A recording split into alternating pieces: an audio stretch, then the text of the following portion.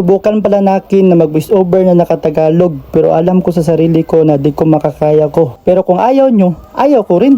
Sinubukan ko lang pala na magtagalog para aking matitistingan. Ganap J. Wala nga. Pero mayroon tayong ganap ngayon. Pupunta tayo ng Sintal para magte-take ng exam. Kung makukuha ba tayo sa scholar. Kung hindi tayo makuha sa scholar, okay lang. At least binigay nating lahat. Dito, nakarating na pala kami dito sa Sintal. Kumuha na pala agad kami dito ng form kay guard para maka-exam na agad. Sa pagkatapos ng pag-take namin ng entrance exam, pumunta na kami sa KCC para kumain. Pag-usapang pagkain, di tayo magpapahuli. Pumunta na kaagad tayo dito sa kainan para tayo makakain. At salamat nga pala sa libre ng pamilya ni Louie. Pagkatapos namin kumain, naglakad-lakad muna kaming dalawa para mapahilis ba. Habang kami ay naglalakad, kita ako ng salamin.